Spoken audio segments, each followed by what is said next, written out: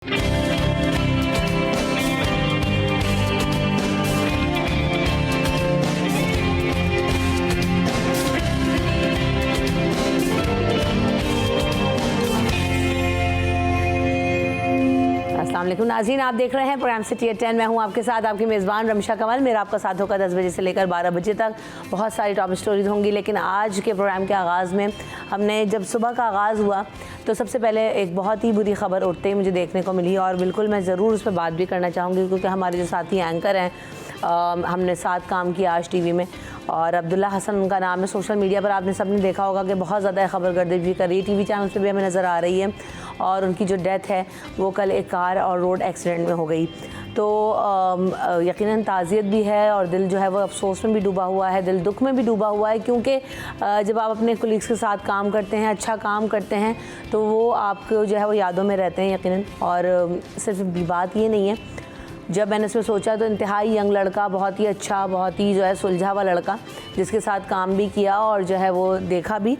लेकिन जब मैं सोच रही थी इसमें मज़ीद, तो मुझे ना पहली थॉट ये आई कि हम जो है जिस तरह के शहर में रह रहे हैं वो क्या है। क्योंकि अब जो है ना सबसे ज़्यादा मसला इस वक्त हमने तवातुर से हमने देखा होगा, अगर आप भी रेगुलर शो फॉलो करते हैं और देखते हैं तो आपने देखा होगा कि मुख्तलिफ़ तरह से हम कार एक्सीडेंट्स और रोड एक्सीडेंट्स की बात कर रहे हैं।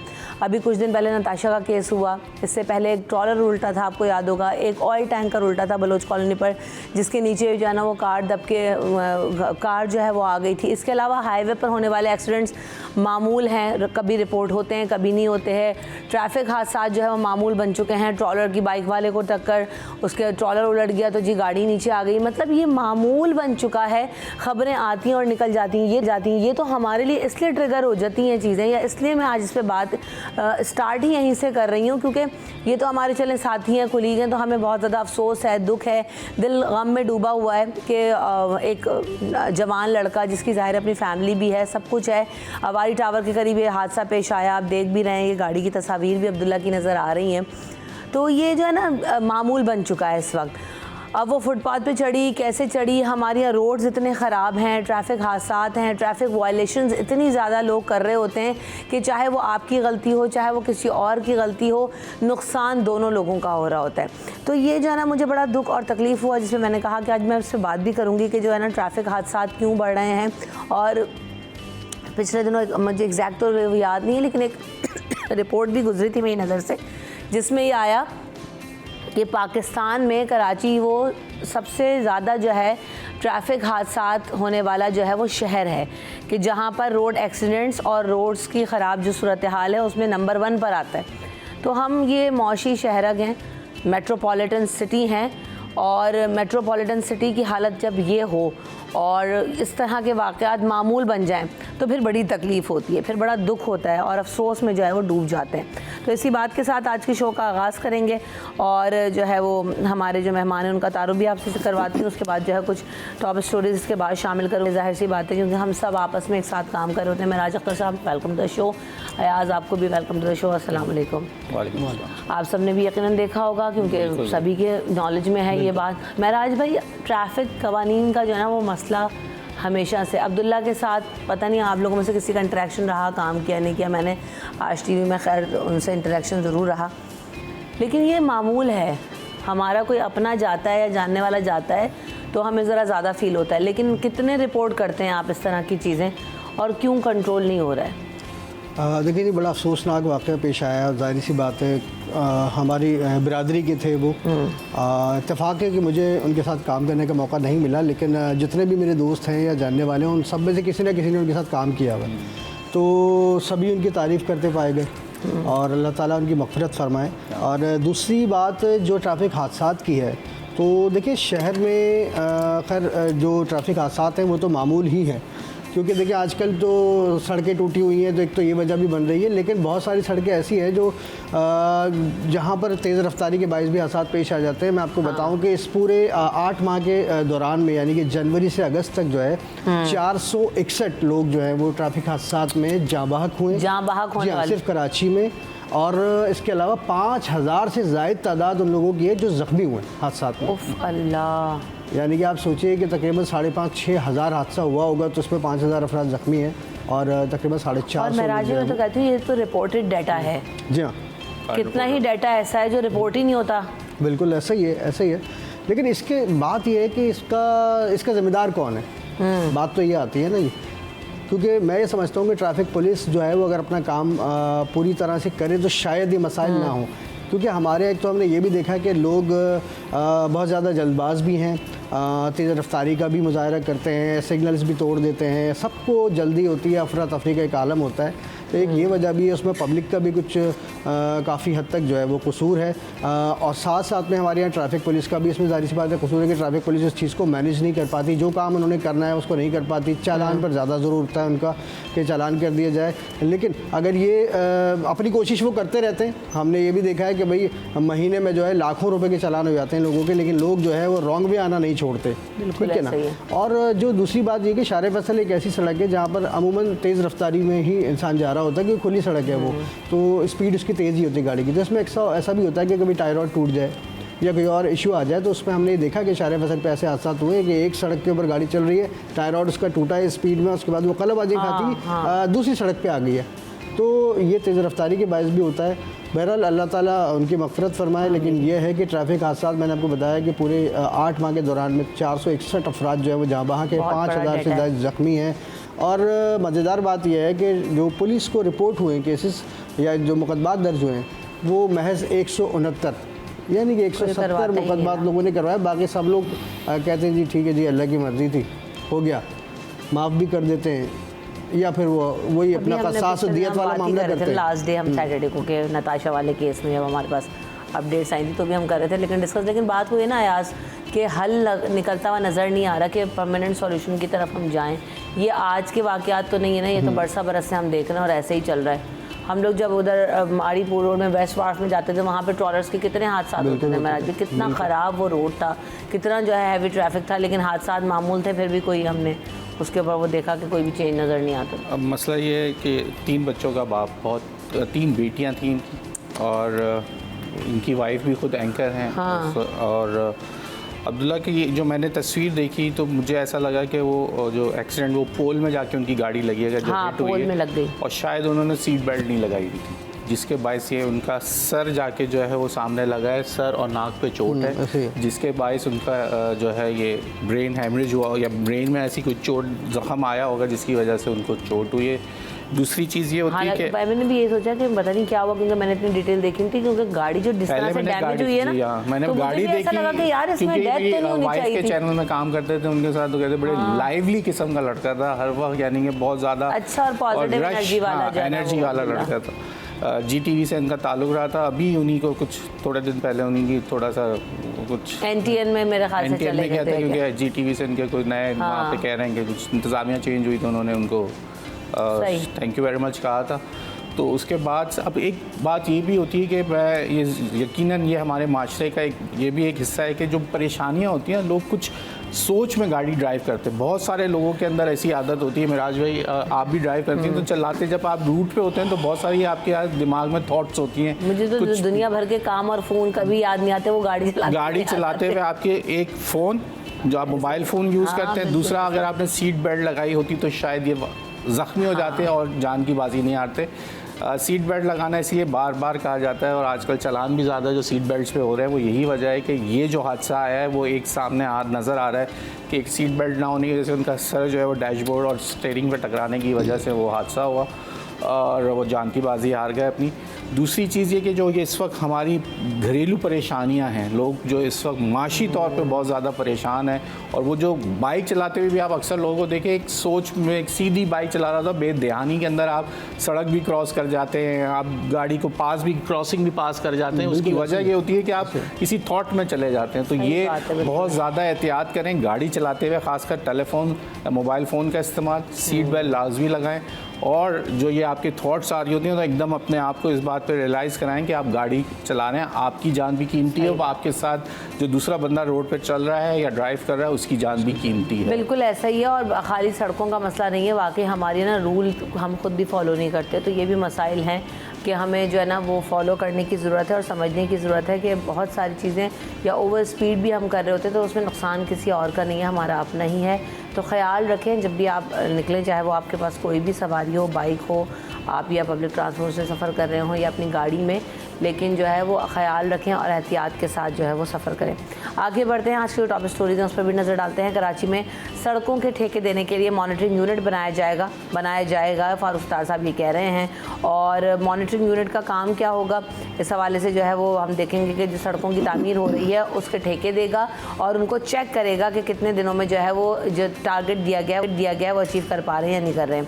तो जो तिजारत और सनत पाकिस्तान में जो है वो मीडिया टॉक कर रहे थे ताजिर और सनतकार से फारूक सत्तार साहब, तो उन्होंने कहा कि वज़ीर आज़म ने K4 के लिए मजमूई तौर पर 50 अरब रुपए और कराची के इंफ्रास्ट्रक्चर के लिए 15 अरब रुपए, हैदराबाद की तरक्की के लिए 5 अरब रुपए, जबकि नवाज शाह सक्कर और मीर ख़ास की तरक्की के लिए 1-1 अरब रुपए फराहम करने का इंदिया दिया है। तो हम इसमें मज़ीद भी बात करेंगे कि उनकी मीटिंग वहाँ पर कैसी रही।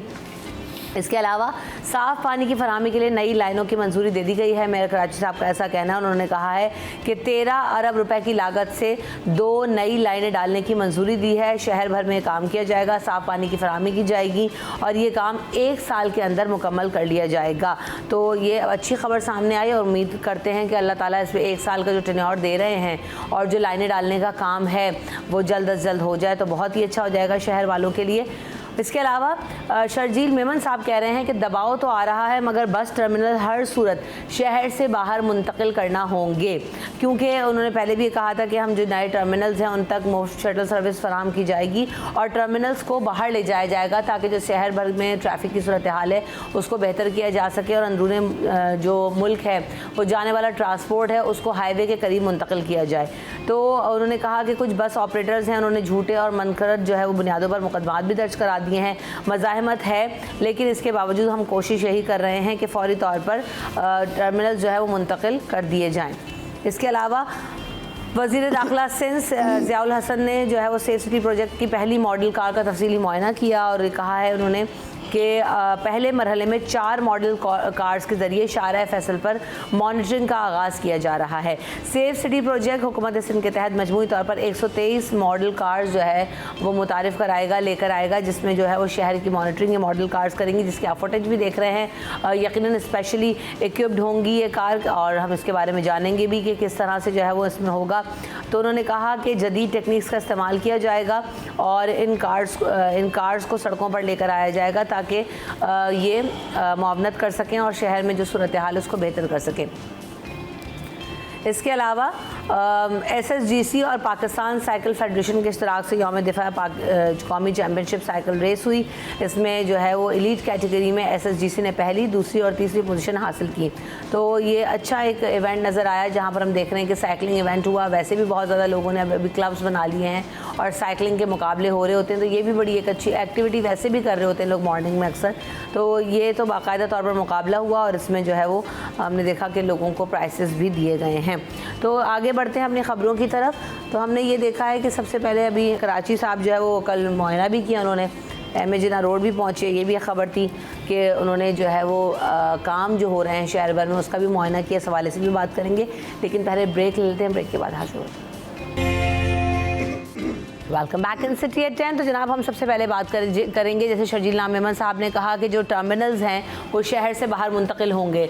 तो अब इसमें हर्डल्स क्या आ रहे हैं मिराज भाई, क्या मसला है इसको मुंतकिल? और वो तो फ्री जो है वो शटल सर्विस भी देने को तैयार हैं, तो नहीं चाह रहे ट्रांसपोर्ट मालिकान, और उनका भी रीज़न होगा कि ज़ाहिर बाहर चले जाएंगे तो शायद लोगों को आमदोरफ्त में मुश्किल हो। तो क्या है रीज़न्स? अदालत में भी पहुँच गए, शटल सर्विस शुरू हो चुकी है, मैंने खुद देखी। टर्मिनल का बना दिए हैं क्या बाहर कहीं? देखिए टर्मिनल तो पहले से मौजूद है, सुपर हाईवे पर आपको बहुत बड़ी जगह दी हुई है, बस अड्डा है वहाँ पर, और प्राइवेट भी तो है वहाँ पे, वहाँ प्राइवेट भी हैं और सरकारी भी जगहें तो बहुत सारी हैं। लेकिन ये आज की बात नहीं है, ये तो गुज़िश्ता 20 सालों से मुख्तलिफ NGOs की जानिब से या हुकूमत की जानिब से कोर्ट में अदालत जाया जाता है कि भाई ये बस अड्डे जो है वो शहर से बाहर मुंतकिल कर दिए जाएँ। लेकिन हमने हमेशा ये प्रैक्टिस देखी कि अगर आप ये ताज मेडिकल कॉम्प्लेक्स ले लें, यहाँ से लेके एम्प्रेस मार्केट तक आपको जगह जगह पर ये छोटे बस अड्डे मिलेंगे। अलकरम स्क्वायर लियाकताबाद पे वहाँ ट्रैफिक जाम होना मामूल है, लेकिन वहाँ पे गैर कानूनी बसों के अड्डे अभी तक मौजूद हैं। बहरहाल इस बार लगता है कि जो हुक्मरान जमात है और हुक्मरान जो है वो इस मसले को ज़्यादा संजीदगी से लिए में और काफ़ी हद तक हमने ये भी देखा, क्योंकि मैंने भी 3-4 रोज़ कबल मेरा सदर में गुजर हुआ तो मैंने शटल सर्विस चलती हुई वहाँ पर देखी तो मैं भी हैरान हुआ। मैंने कहा शायद अब कुछ काम हो रहा है। तो बात ये कि बहुत सारे लोगों ने तो प्राइवेटली जो है प्लॉट लेके जो है उसमें बस अड्डा बनाया हुआ है। हाँ, ठीक है ना, तो वो भी गैर कानूनी है। तो अब ये इनको निकालना इतना आसान नहीं होगा, क्योंकि इतनी भी जहमत नहीं की भी, क्योंकि वहीं पे सड़कों पे खड़ी होती है बस। अरे आप ये सदर में तो देखें ना, रोडों के ऊपर एक दुकान ले ली, एक टेबल रख दी, आप यहाँ ब्लोच पे जाएं, शाम के टाइम पे बड़ी जो ये दूसरी बसेस आती हैं, जो बड़ी पुराने स्टाइल की जो बड़ी बसें हैं जिसमें एसी नहीं होता, हैदराबाद वगैरह भी जाती हैं। वो हैदराबाद भी नहीं जाएंगी, वो कुछ ऐसे इलाकों में जाती हैं उनके वो फुली लोडेड होती हैं, क्योंकि वो रूट थोड़ा स्पेशल होता है, मदीन वगैरह ये सब। हाँ, अंदर के कच्चों के इलाके में वो जाती हैं और उनके कोई डिफाइंड रूट्स नहीं है कि वो किसी सदर से ही चलेंगी या उधर। अब आप ली मार्केट में जो बड़ी बसें चलती हैं जो कि लेके जाती हैं आपको शाकिक जाती हैं, उनको कैसे आप चेंज करेंगे? वो स्पेशल चलती वहीं से हैं। अब वो तो उनको वहाँ पे मज़ामत का सामना होगा सिंध हुकूमत का। अब इसी तरीके से रोडों के ऊपर आप जाएं तो एक दुकान लेके उसके बाद उसकी टाइम सेट है कि वो सुबह आप देखेंगे तो जब ये सिटी स्कूल से पहले जो जगह है वहाँ पे बस खड़ी हुई होगी जिसकी वजह से ट्रैफिक जैम होता है। 9:30 से 10 के दरमियान वहाँ पे बस आती है, वहाँ पे 2 या 3 बसें आती हैं, उसकी वजह से ट्रैफिक जैम होती है। चोकिंग पॉइंट बनता है क्योंकि लोग आते हैं, चिंची आके रुकते हैं, वहाँ पे वो सामान ऊपर चढ़ रहा होता है। इसी तरीके से शाम में उसके रोड साइड अपोजिट पे वहाँ बस आके रुकती है तो शाम में वहाँ प्रेशर होता है। तो ये जो छोटे छोटे इस तरह के पॉइंट्स बना के जो गैर कानूनी तौर पे काम हो रहा है उसके ऊपर जो है वो देखने की ज़रूरत है। जहाँ ये बात आ गई सदर वाली, जो सदर के अंदर, इसके अलावा मैंने एक बड़ा ज़बरदस्त एक और पॉइंट देखा, मैं खुद हैरान हो गया। जब यहाँ से हम जाते हैं PIB से आगे जाते हैं जो पटेल पाड़ा के लिए ब्रिज उतरते हैं, जी वहाँ पे एक पूरा भरपूर बस अड्डा बना हुआ है, गेटेड, उसके अंदर 4 दीवारी है और गेट लगा हुआ है और अंदर बड़ा प्लॉट है, उसके अंदर बसेस खड़ी हैं और वो पत्नी कहाँ मर्दान लेके जा रहे हैं, वहाँ से कहाँ लेके जा रहे हैं, वो हज़ारा डिवीजन इस तरह की बसेस जाती हैं। और वो अचानक मुझे एकदम नज़र पड़ी तो वहाँ से बसेस निकल रही, ये अचानक कहाँ से निकली, पता चला वो एक बस अड्डा बना हुआ है अंदर। तो इस तरीके से शहर में जगह जगह बहुत सारी जगह है जहाँ एक डिफाइंड जगह तो है जो हमें पता है जी चले सी ब्रिज के नीचे से एक ज़माने से वहाँ से बसेस जा रही हैं, लेकिन ये जो चीज़ें बनी हैं वो इनके ऊपर मज़ामत होगी और बहुत मुश्किल होगा, हुकूमत के लिए चैलेंजिंग होगा। वो जो प्रेशर है वो शायद शजील नाम मेमन उसकी बात कर रहे होंगे। मैं हैरान होता हूँ, अगर आप लाहौर जाएँ या पंजाब के किसी भी इलाके में चले जाएं, शहर में चले जाएं, तो आप ये देखेंगे कि भाई बस अड्डा तो शहर से बाहर ही होगा। आपने अगर ट्रैवल करना है ठोकर से बाहर है, ठोकर न्याज बेग जिसको एंड पॉइंट कहा गया था उसके बाद आता है। आप अपनी कार से या टैक्सी से पहले वहाँ पहुँचेंगे, वहाँ से आप निकलेंगे। अजी सारे मामला कराची में ही हैं। इस्लामाबाद में भी ऐसे गैर कानूनी बस अड्डे हो या गैर कानूनी माफिया का किसी भी किस्म का काम हो, ये सारे काम सिर्फ कराची में ही है। आपको शटल बस इस्लामाबाद लेके आती है, वो प्राइवेट बस से आप उतरे वहाँ आपको इस्लाम पिंडी के बाहर उतारेगी, उसके बाद आपको शटल लेगी वो I-9 में या कहीं। लेकिन खैर ये अब इस दफ़ा ऐसा लग रहा है, ऐसा फील हो रहा है, क्योंकि देखिए हम तो शहर में घूमते रहते हैं, विज़िट करते रहते हैं ना जगहों का, तो अभी हमें फील हो रहा है कि इस दफ़ा शायद हुकूमत को कोई कामयाबी मिल जाए और ट्रांसपोर्ट जो चलाने वाले भाई हैं उनकी भी कुछ समझ में आ जाए कि भाई एक ही जगह अगर रहेंगे तो शायद उनको भी आसानी होगी और पब्लिक को भी आसानी होगी। जाने वाला सदर से भी जाएगा, जाने वाला हाईवे से भी जाएगा। बिल्कुल ऐसे जिसने जाना स्टेशन भी तो पहुँचते हैं ना, ट्रेन घर में थोड़ी आ जाती है। साइकिल की बात है ना, बात सारी हुई है कि आप माइंड सेट चेंज करना है। ऐसी और दुनिया भर के अपने मुल्क में भी ऐसी हो रहा है। माइंड सेट चेंज करने की बात हो, एतमाद रखें कि जिनको जाना है वो आपको मिलेंगे, लोग अल्लाह पे भरोसा रहेगा, रिस्क देने वाला हो, जगहों से फ़र्क नहीं पड़ता। हमने बड़े शहरों की मिसाल दी ना कि इस्लामाबाद, लाहौर तो चले हमारे मॉडल सिटी भी अब तो बन चुके हैं और आप कहेंगे बड़े शहर हैं। हैदराबाद का टर्मिनल कहाँ है? अगर आप लोगों को जाने का इत्तेफाक हुआ, बाहर है।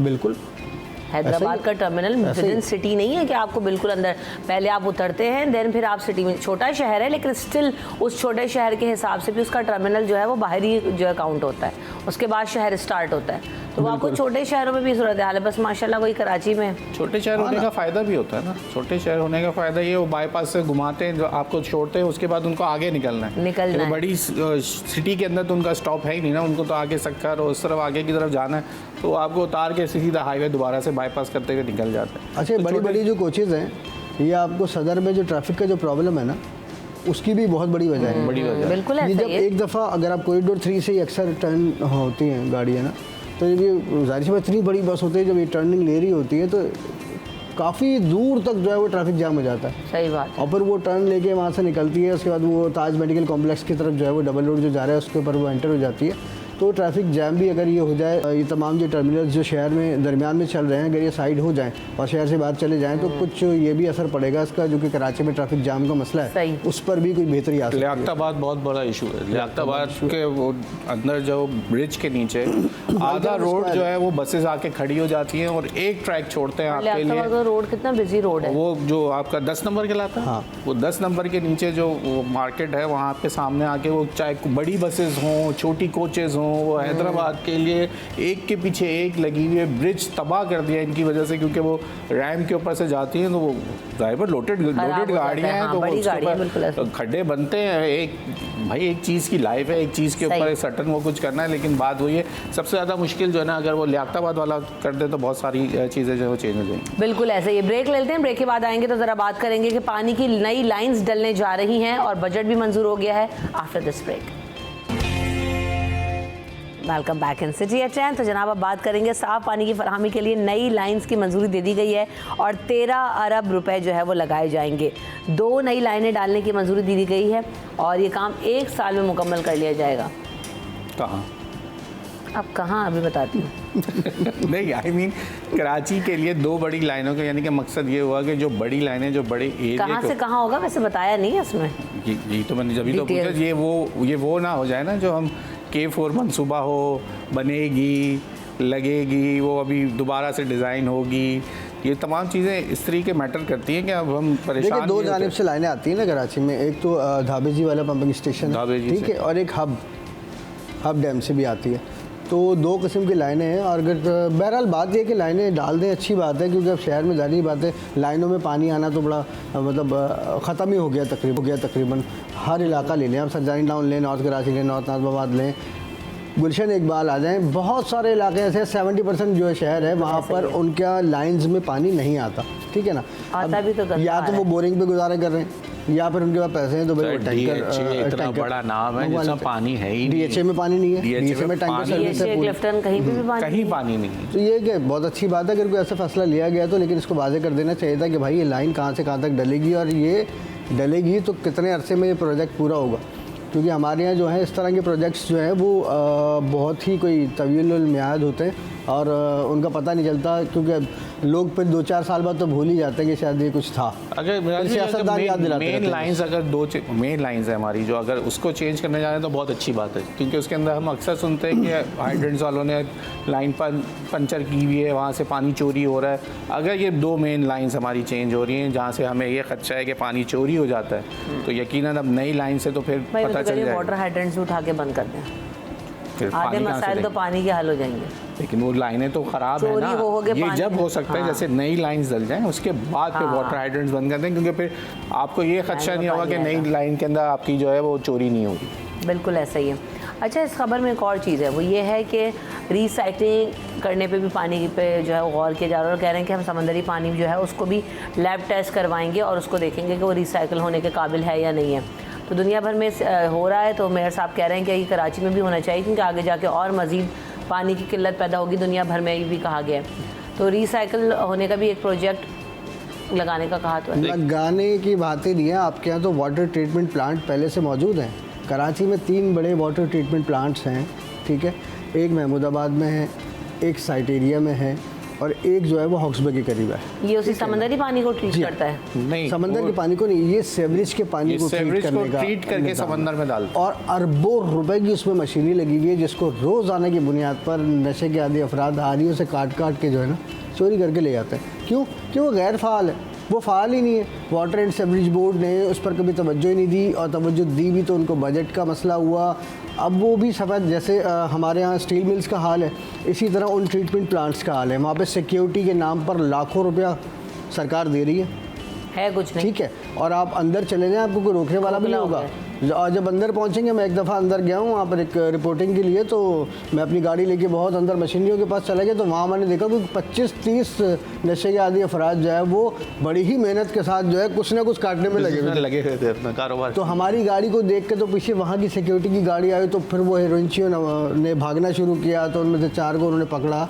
लेकिन बात यह है कि वो तो पता नहीं कब से मशीनरी को जो है वो काट काट के लेके जा रहे हैं। तो वो अरबों रुपए की जो मशीनरी है जो यहाँ पर, और कितने एकर्स पे बने हुए हैं, ये पता है कि छोटे नहीं है जाहिर है वो कोई प्लांट, बहुत बड़े बड़े प्लांट्स हैं। तो लेकिन अब वो प्लांट्स को डिस्टिलेशन का एक प्लांट होगा जो कि ये दुनिया में हमारा पानी समुद्री पानी जो है दुनिया में, जैसे दुबई के अंदर इसको ट्रीट किया जाता है समंदर के पानी को सप्लाई के लिए, लेकिन उनका पानी जो है नमकीन ज़्यादा है, क्योंकि पानी जहाँ हम कहते हैं कि समंदर का पानी की नमकियात थोड़ी कम है, उसकी वजह ये कि हमारे यहाँ दरिया का पानी जो है उसमें आके गिरता है जो उसकी नमकियात को कम करता है। ये एक अलग साइंस, एक अलग टॉपिक है तो उसके ऊपर, लेकिन हमारा ये पानी इस्तेमाल हो सकता है। इसके ऊपर अगर प्लांट लगाया जाए तो इस पर काफ़ी लोगों ने सियासत भी की है, इस पर वोट भी लिए हैं। DHA वालों को जो एक नई उम्मीद दिलाई थी तब्दीली की, उसके अंदर ये एक उनका नारा था कि DHA के लिए हम ये एक प्लांट लगाएंगे जिससे उनका पानी का मसला हल होगा। तो ये कोई मुश्किल काम नहीं है, पैसा खर्च होगा, लेकिन ये एक लंबा प्रोजेक्ट है और एक अच्छा प्रोजेक्ट है कि आप अपना पानी जो समंदरी पानी है उसको कम से कम इस्तेमाल के काबिल बना सकते हैं। बिल्कुल ऐसा ही। चलें, अच्छी बात है, कम से कम ये हो जाए तो वाकई अच्छा। हम तो कहते हैं कि प्रोजेक्ट्स हों और ज़्यादा से ज़्यादा हैं और मुकम्मल भी हो जाएं। ऐलानात तो हो ही जाते हैं, उसके बाद वही वाली बात महराज भाई वाली सूरत हाल हो जाती है कि महराज भाई बता रहे हैं। चलें जी, आगे अगली खबर की तरफ बढ़ते हैं। सेफ सिटी प्रोजेक्ट की ज़रा बात कर लेते हैं। ये भी वही एक प्रोजेक्ट है जो स्टार्ट तो हुआ, अनाउंस हुआ, लेकिन आज तक कंप्लीट नहीं हो पा रहा है। 4 नई मॉडल कार्स आई हैं। महराज भाई, ये तो आपका ही जॉनर है, किस तरह की वो कार्स हैं और क्या उनमें स्पेशल जो है वो फीचर्स हैं? देखें, बहुत अच्छी बात है, सेफ सिटी प्रोग्राम पे कुछ ना कुछ काम तो होता हुआ नज़र आ रहा है, वरना हम बरसों से तो खाली ये सुन रहे थे कि जी होगा होगा होगा। बहरहाल अभी हमने ये देखा, ये 4 कारें तो खैर बहुत अच्छी बात है, वज़ीर दाखिला ने जो है वो दिखाई भी हैं। इनमें है क्या, इसमें देखें ऐसी कार जो है आज से 1.5 साल पहले DIG हुआ करते थे साउथ में, इरफान बलूच नाम था अच्छा। उनका। तो उन्होंने जो है वो अपने अखराजात पे ये कार तैयार करके जो है क्लिफ्टन में डिफेंस में इससे काम लेना शुरू किया था। एक कार ली गई जनाब, कार लेने के बाद उसमें वाईफाई, मतलब जैसे कि अब आप और हम अपनी गाड़ी में एंड्रॉयड स्क्रीन्स लगी हुई हैं तो उसमें जाहिर सी बात है सिम भी लग जाती है, कनेक्ट हो जाता है, इंटरनेट से कनेक्ट हो जाता है। तो इसी तरह की बात है ये। तो इस गाड़ी में ऊपर जो है कैमरे लगाए गए हैं जो 360 डिग्री पर काम करेंगे, ठीक है ना। अच्छा, इसमें फिर ये चीज़ है कि जो एंड्रॉयड सिस्टम के तहत जो है आप लिंक होंगे इंटरनेट के ज़रिए, जो डेटा इनका जो कमांड एंड कंट्रोल रूम्स बनाए हुए थे ना पुलिस ने, तो वहाँ से आप होंगे और उसमें अगर आपको 15 के ज़रिए कोई इतला दी जाती है कि भाई फ़लाँ लोकेशन पर फ़लाँ गाड़ी है, यहाँ से भागिए और आगे फ़लाँ जगह पहुँच रही है, तो इसमें उनको ये आसानी होगी कि ये उन गाड़ियों को चेस कर सकेंगे, उनको पकड़ सकेंगे। अच्छा, ये टेक्नोलॉजी जो है पूरी दुनिया में है, जो तरक्की याफ्ता ममालिक हैं। अच्छा, हमारे यहाँ ये प्लानिंग्स में है बहुत बरसों से। इस पर 1.5 साल पहले एक तजुर्बा किया गया जो कि कामयाब था, लेकिन जाहिर सी बात है वो सेफ सिटी प्रोजेक्ट का हिस्सा नहीं था, तो उस गाड़ी को साइड लाइन कर दिया गया और वो आज तक गार्डन हेडक्वार्टर के अंदर खड़ी भी सड़ रही है। तो अब बहरहाल चले, अच्छी बात है। अब लंजार साहब जो हैं इन्होंने ये अच्छी 4 गाड़ियाँ जो हैं वो इंट्रोड्यूस करा दी हैं, नई गाड़ियाँ हैं बिल्कुल। हमने ये भी देखा कि उनकी सीटों की जो है वो थैली तक नहीं उतरी है, बिल्कुल 0 मीटर गाड़ियाँ, 123 गाड़ियाँ भी आनी है। बात यह है कि इन गाड़ियों का मुसलसल चलना, इनको मुसलसल वाईफाई और इंटरनेट मुहैया होना, इनके कैमरास का सही काम करना, तो उसके बाद जो है ये जाहिर सी बात है कहीं ना कहीं हमें, क्योंकि अब देखिए अब आगे जो दौर आ रहा है वो डिजिटल ही है ना, तो अब हमें हमारी पुलिस को भी मॉडर्न बनना पड़ रहा है, क्योंकि हम तो पहले पुरानी रूटीन पे थे। हमारी पुलिस वाले उसको ऑन भी रखें और उसको खराब ना रखें ना, आहिस्ता आहिस्ता हम जा रहे हैं मॉडर्न पुलिसिंग की जानिब, तो अच्छा फैसला है और अच्छी बात है। ये पुलिस की जो वैसे जो गाड़ियाँ आती हैं, जो बड़ी वाली गाड़ी होती है, उसको क्या कहते हैं? पुलिस मोबाइल वैन होती है, मोबाइल वैन जो होती है, उनकी हालत देखिए। तो वही तो मैं कह रहा हूँ कि वो अब सुबह का ड्राइवर अलग है, रात का ड्राइवर अलग है, वो ओन ही नहीं करते एक दूसरी चीज़ों को, कि अपनी गाड़ियों का जो हालत हो जाती है तो उसको कम से कम मेंटेनेंस जो है सबसे, इन चीज़ों के लिए देखिए मेंटेनेंस बहुत अहम चीज़ है। सिर्फ ये नहीं है कि गाड़ी आ जाए उसको रोज़ पेट्रोल डलवा दिया और चलाना शुरू कर दिया, उसको मेंटेन होना ज़रूरी है। और ये जब टेक्नोलॉजी वाली गाड़ियाँ होंगी तो इसकी मेंटेनेंस भी ज़्यादा होगी। बिल्कुल ऐसा ही है। ये खिड़कियाँ खोल के चलाने वाली तो विंडो खोल के आप चला नहीं सकते, IT वाला भी इन्वॉल्व होगा, इसमें मैकेनिक आपको शीशे बंद करके रखनी पड़ेगी, आपकी चीज़ों इक्विपमेंट को आपको बचाना होगा। तो ये बहुत सारी चीज़ें जो है इसमें फैक्टर काम करेंगे। इसमें एसी का भी अमल दखल होगा, आपकी गाड़ी की फ्यूल भी ज़्यादा खाएगी, आपको उसके लिए बजट भी चाहिए और इस जहन के लोग चाहिए कि वो इस चीज़ को ऑन करें। ये ना हो कि अगले 6 माह बाद वो जो नज़ारत में ये गाड़ी भी हमें नज़र आती है दूसरी अच्छा, गाड़ी इसमें वो मामलात क्या हैं? ये जो है वो ट्रैफिक वायलेशंस को कंट्रोल करेंगी, छीना झपटी की वारदातों में हेल्प करेंगी, इसका रोल क्या है? देखिए, ये ट्रैफिक को कंट्रोल नहीं करेंगी। इसका जो मेन मकसद है वो नहीं, ट्रैफिक नहीं, मतलब वायलेशंस जो हो रही हैं, जैसे हादसात हो गए या कोई इस तरह की चीज़ें हो गई, उसमें भी मतलब फौरी तौर पर रश करेंगी ना वहाँ जहाँ कोई वाक़या हो जाएगा, वो हादसा भी हो सकता है और वारदात भी हो सकती है। पुलिस वालों के पास है, ट्रैफिक वालों के पास? नहीं, ये पुलिस के पास। इनका जो मेन मकसद होगा वो होगा स्ट्रीट क्राइम, जो शहर में बढ़ने वाली जुराइम हैं। अच्छा, तो मेरा मोबाइल छिन गया तो उनको बुलाऊं? नहीं, आप तो 15 करेंगे। आप तो 15 करेंगे। अच्छा, लेकिन उससे ये होगा कि जब 15 पर मैसेज चलेगा, इनकी फास्ट कम्युनिकेशन फास्ट हो जाएगी ना, इनके पास फौरन मैसेज भी आएगा। और अगर इनको ये पता चलेगा जी रमशा के साथ कोई वारदात हुई है या इनके मोबाइल फ़ोन छिन गया है शार फैसल में बलूच कॉलोनी के मुकाम पर, ठीक है, अल्लाह न करे, लेकिन अगर ऐसा हो गया तो उसके बाद इनको अपनी लोकेशंस मालूम होगी कि जी हमारी अगली मोबाइल कहाँ पर है और मुलजिमान किस तरफ फरार हुए, ठीक है ना। तो आपका जो पहला बयान होगा उसके ऊपर जो इब्तदाई रिपोर्ट होगी आपकी, उस पर वो कार्रवाई होगी। तो उसमें ये मदद मिलेगी कि भाई अगले चौक से या अगली सड़क से उस बंदे को गिरफ्तार किया जा सकता है। शहरियों की अवेयरनेस के लिए बताना ये भी ज़रूरी है कि हम सब किसी भी कोई वारदात हो रही हो, छीना झपटी की, कैश लोग एटीएम के बाहर लोगों का कैश जो है वो देखें कितना लूट के ले जाते हैं, बाइक्स पे आते हैं, मोबाइल छीनते हैं, स्ट्रीट क्राइम की जो वारदातें होती है उसमें ना हमारे सेंसेस इस तरह काम नहीं कर रहे होते। ये चेक आपको इस तरह से कर सकेगी गाड़ी कि अगर आप बाइक राइडर है जो भी हो, उनका हुलिया तो लोग बताना शुरू कर दिया, 50,000 गाड़ियाँ घूम रही हैं।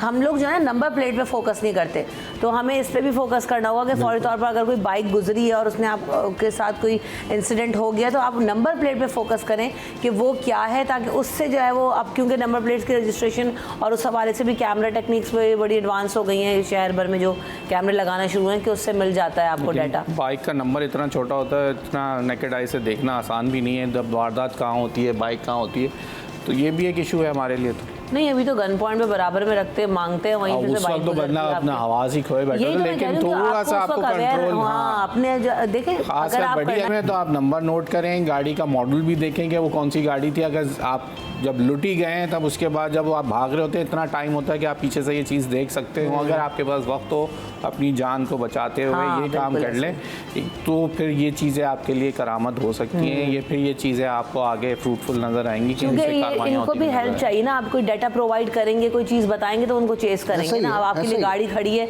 तो आप ऐसे थोड़ी ढूंढ रही है, कोई भी रैंडम लोग जा रहे हैं उनके पास आपको मोबाइल चेक करेगी। तो ये चीज़ ज़रूरी है कि अगर आपके साथ कोई वारदात हादसा हो जाता है तो रिपोर्ट करें और सही तरीके से उसको रिपोर्ट करें। अब तो हो गया हादसा जो है, अपने दिमाग को, अपने आसाब को काबू में रखें। तो ये थोड़ा सा जो है ना वो ज़रूरी है हम सबके लिए अवेयरनेस होना। हम यहाँ पे ब्रेक लेते हैं, ब्रेक के बाद हाजिर होंगे मज़ीद खबरों के साथ। Welcome back in city at 10। तो जनाब हम ये भी बात करेंगे, मेरे कराची ने रात गए एम ए जिन्ना रोड पे जो है वो उनकी आमद हुई और उन्होंने सड़कें जो काम चल रहा है उसका मुआयना किया है। ड्रेनेज के इशू को भी देखा है कि जी बड़े मसाइल हो रहे हैं, और अभी हम शुरू में बात भी कर रहे थे स्टार्टिंग में कि बहुत बड़ा मसला है, कोई सड़क ऐसा नहीं। अभी आज मैंने री रूट किया क्योंकि पता ही चला कि जी एयरपोर्ट और उसके अतराफ में बहुत ज़्यादा ट्रैफिक है मॉडल में, तो हम दूसरे रास्ते से आए, लेकिन वो मज़ीद अजियत हो गया क्योंकि आपका सारा मौसमियात, कौन सा लिया आपने? वही बता रही हूँ, मौसमियात, उसके अंदर की सड़कें जौहर की, उसके बाहर जो गुलशन वाला रोड है, यूनिवर्सिटी रोड है, उसके बाद यानी सीधा हाईवे क्यों नहीं लेते हैं?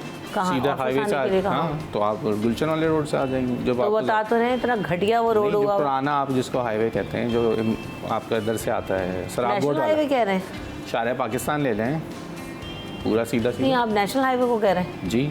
नहीं, नेशनल हाईवे क्यों? फिर आप किस तरफ से आ रही हैं? मैं तो वही जिसको आप हाईवे, हम जो मेन हमारा हाईवे है, आप सीधा सीधा हाईवे ले लें। अच्छा, आप ही चाह रहे हैं सौराब गोड से उधर गुलशन, और उसके बाद गुलशन भी ना ले, अगर आपको गुलशन भी लियाकताबाद वाला जो रोड, लियाकताबाद वाला रोड, शार पाकिस्तान जिसको कहते हैं, वो सीधा रोड लीजिए सुबह, उसकी भी लियाकताबाद वगैरह जाम नहीं होता। नहीं, तो आप जिस टाइम में सुबह सुबह निकलने उस पर क्यों जाए? लेकिन मेरा सड़कों की हालत वहाँ भी ऐसी है, और गुलशन में भी तो फंस रहे हैं ना आगे आके, तो सारा वहाँ आपको बिल्कुल सब बाईपास कर जाएंगे ना। आप शहीद मिलत पे आके कट मारें, थोड़ा रूट आपको थोड़ा सा मिलेगा। क्या है, लंबा है, क्या है? लंबा तो नहीं है मेरे ख्याल से। आप देखें फंसने से बेहतर है लेकिन लोगों को थोड़ी सी लोगों को ये चीज़ें सब देखें। हम लोग क्या होता है कि सब एक ही रूट को समझते हैं और वहीं निकलते हैं, ट्रैफिक आपके पास ऑल्टरनेट रूट्स होते हैं। ये लोगों को समझने की ज़रूरत है। ट्रैफिक इसी तरह डाइवर्ट होती है जब लेकिन शहर में उसमें तो तरक्याती गड्ढे काम हो रहे होते हैं। एमेजिना रोड पे भी आधा, मैं अभी आप जो बात करी थी मैं तो ये सोच रहा था आधे रोड पे तो तरक्याती काम वैसे ही हो रहा है जो बस रूट बन रहा है। तो देखने क्या गए थे वो? इतना बुरा पता नहीं क्या देखने गए। कहाँ पे गए थे वो? क्या चीज़ देखने गए थे वहाँ पे? तो ग्रीन है। एमेजिना रोड जो है वो बहुत तवील रोड है, ठीक है ना। ये गुरु मंदिर के करीब से शुरू हो जाता है, उसके बाद ये टावर पे खत्म, टावर तक जाके ख़त्म होता है।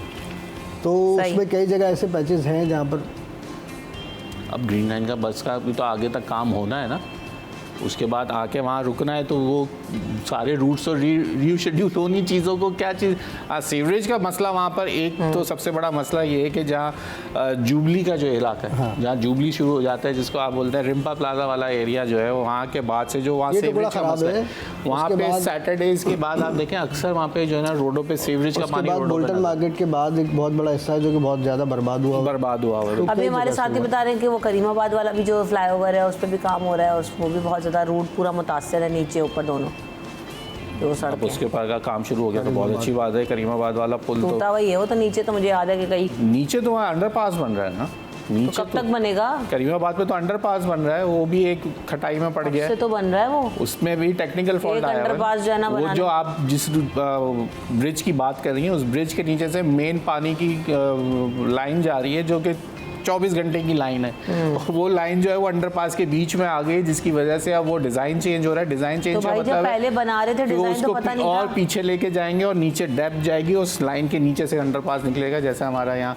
पंजाब चौरंगी वाला। मुझे ना कराची के जो कंस्ट्रक्शन के मामलात हैं, जो प्लानिंग एंड डेवलपमेंट, अभी शुक्र है आज़ाद भाई नहीं हो तो ऐसे ऐसे इदारों के नाम लेकर आते तो खटिया खड़ी कर देते कहते। लेकिन मुझे ऐसा लगता है स्ट्रेंजर थिंग्स है ना, डाउन साइड में कुछ और चल रहा है, अप साइड में कुछ और चल रहा है। जब ये खोदते तो पता लगता है कि डाउन साइड में क्या दुनिया में चल रहा है। मतलब कोई प्लानिंग पता ही नहीं होता कि भाई कौन सी लाइन कहाँ से जा रही है, फिर वो लाइन टूट जाती है, खुला पड़ा रहता है। अब ये वाटर सीवरेज वाले डालेंगे नहीं डालेंगे, कोई चीज़ पेपर पे नहीं है। यही बात होती है कि इसको पूरा पेपर पे लाए, शहर का पता ही नहीं है कि नीचे जो है हमारा हम नीचे हमारे है क्या। वो एक जब खड्डा मारते हैं तो पता चलता है कि वहाँ से तो हाई टेंशन कोई वायर भी गुजर रहा था। अभी वो उसके ऊपर वहाँ वो मेरी इत्तेफाकन जाना हुआ तो वो कह रहे हैं कि हम तो अभी पैसे भर दिए, अब के इलेक्ट्रिक का इंतज़ार कर रहे हो। इतनी मोटी लाइन बीच में रखी हुई है कि ये वो इसको रीशिफ्ट करेंगे तो उसके बाद काम शुरू होगा। उसी अंडरपास की बात कर रहा हूँ जहाँ ये इतने तो मसाइल हैं। अब उसका पूरा वो जो जितने पैसे थे वो तमाम रीशेड्यूल हो चुके हैं क्योंकि उसकी अब लेंथ भी लंबी हो गई है, उसकी डेप्थ भी नीचे चली गई है और उसकी दीवारें जो साइड में रिटेनिंग वॉल्स खड़ी होंगी वो भी चौड़ी होंगी, यही क्योंकि उसकी डेप्थ बढ़ गई है। यही प्रोसेस है अनफॉर्चुनेटली। थैंक यू अयाज और महराज भाई, आपका शुक्रिया। ब्रेक की तरफ बढ़ेंगे, ब्रेक के बाद हाजिर होंगे।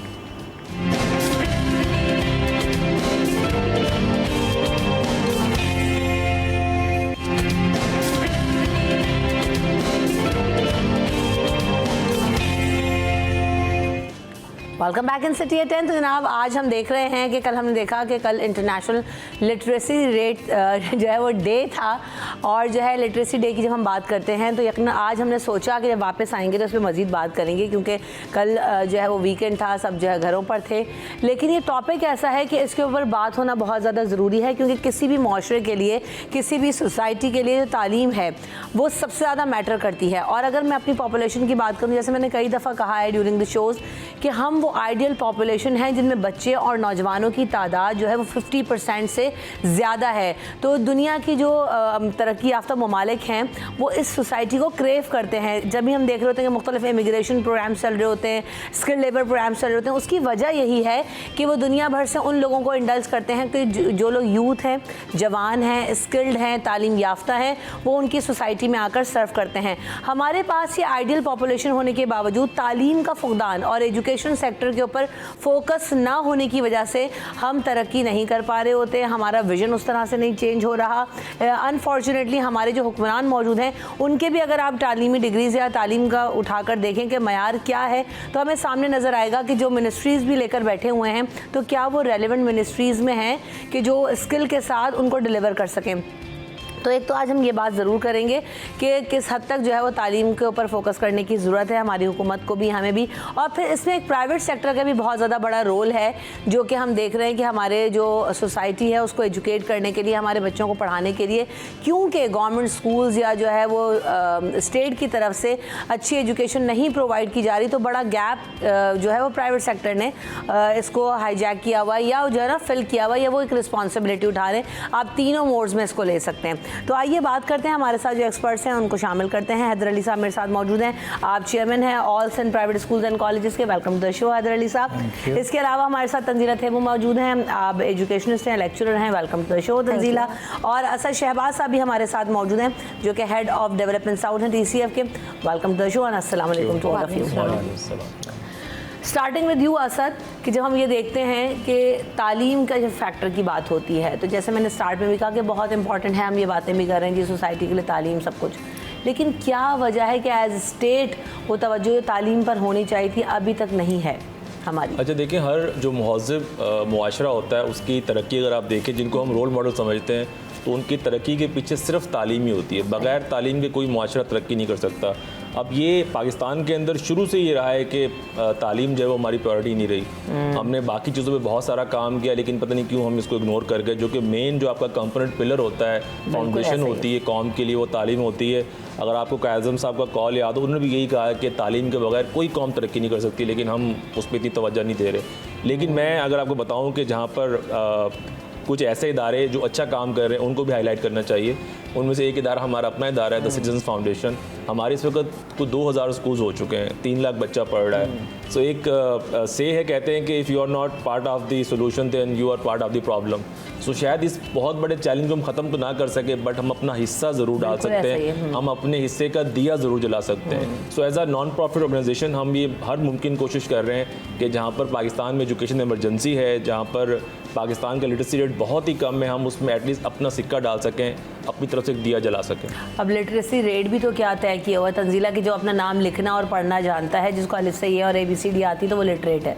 तो आपने आज के इस दौर में जहाँ AI का दौर है, आपने लिटरेसी रेट ये सेट किया हुआ है, तो आप ये देखें ना कि क्या हम अभी कहाँ स्टैंड कर रहे हैं। देखिए, फर्स्ट ऑफ ऑल मैं यहाँ एक चीज़ क्लियर करना चाहूँगी, हमारा बेसिक कॉन्सेप्ट रॉन्ग है। Basically education it's not only about academic, it's all about skills as well. अगर जैसे सर ने कहा कि जो भी कामयाब नेशन है वो एजुकेशन से, बेसिकली वो जो एजुकेशन थी वो स्किल्स थे, ठीक है ना। अभी तक हम बुक्स पे बात करते हैं, अभी तक हम स्कूल गोइंग चिल्ड्रन पे बात करते हैं, nobody talks about the skills.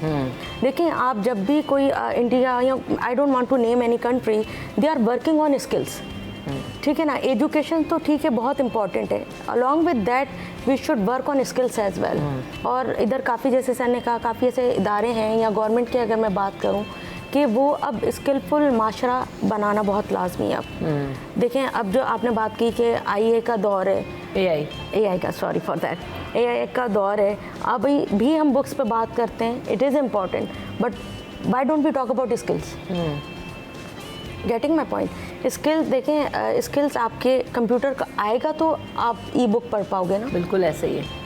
तो literacy is all about skills as well. हम सिस्टम पे हम अक्सर बात करते हैं, बट अनफॉर्चुनेटली हम अपनी ज़िम्मेदारी पे बात नहीं करते। जैसे इंडिविजुअली अगर हम बात करें तो nobody is ready to work on our self, getting. तो जहाँ हम लैग करते हैं, हम वहाँ सिस्टम को ब्लेम करते हैं या इर्द गिर्द के सर्कमस्टेंसेस को ब्लेम करते हैं। आई थिंक ये जो माइंडसेट है ना, we need to work on it. Mindset तो यकीनन माइंडसेट है ही नहीं कि हैदर साहब तालीम याफ्ता सोसाइटी बनानी है। आपको लगता है कि विजन है हमारे स्टेट का, हमारी गवर्नमेंट का? आप प्राइवेट स्कूल्स को जो है वो रिप्रेजेंट करते हैं ऑल सिंध, लेकिन बात ये कि मुझे लगता है कि कोलैबोरेशन होने की ज़रूरत है, ताकि आपका काम ये है कि हमने एजुकेट करना है। अब ये नहीं कि प्राइवेट करें, गवर्नमेंट सेक्टर करें, तो ये विजन जब होगा तभी माशरा जो है वो बेहतर होगा। जी, बिस्मिल्लाहिर्रहमानिर्रहीम। बिल्कुल सही आपने जिस इंटरनेशनल लिटरेसी डे का हवाला दिया कि 8 सितंबर को पूरी दुनिया में यूनेस्को के ज़ेर एहतमाम जो है वो ये दिन मनाया जाता है ख़वानदगी का और लिखाई पढ़ाई का। और जिस तरह से हमने उसके स्टैंडर्ड सेट किए हैं लिटरेट पर्सन का, जो आपने ख़ुद भी कहा कि अगर 3 आवर्स हैं उसमें रीडिंग है, राइटिंग है, अर्थमेटिक स्किल्स हैं तो हम उसे लिटरेट मानने को तैयार हैं। बिल्कुल। तो बुनियादी तौर पर तो जिस तरह से बात हुई भी, तंजीला ने कहा, असद ने कहा, स्किल्स के दौर में इस 21वीं सदी में हमें थोड़ा सा लिटरेसी के डेफिनेशन को भी रिवाइज़ करने की, रीएड्रेस करने की ज़रूरत है। वो इस तरह से कि हम कितने अच्छे अफराद नहीं बल्कि कितने अच्छे इंसान डेवलप करने के काबिल हो रहे हैं।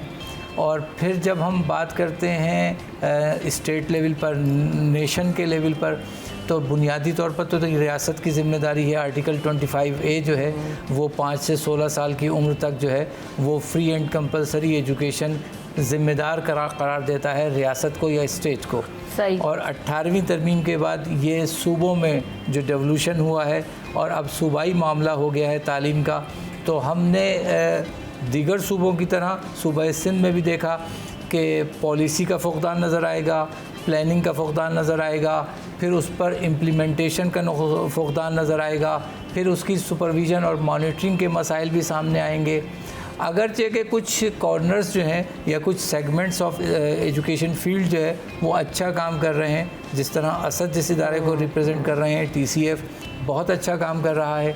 और तमाम जो NGOs हैं, तमाम प्राइवेट स्कूल्स हैं, वो भी अपना स्टेक दे रहे हैं। जब अगर हम सिंध की बात करें तो सिंध में तकरीबन 40,000 से ज़्यादा, कुछ ज़्यादा गवर्नमेंट स्कूल्स हैं, जबकि 13,000 से कुछ ज़्यादा प्राइवेट स्कूल्स हैं।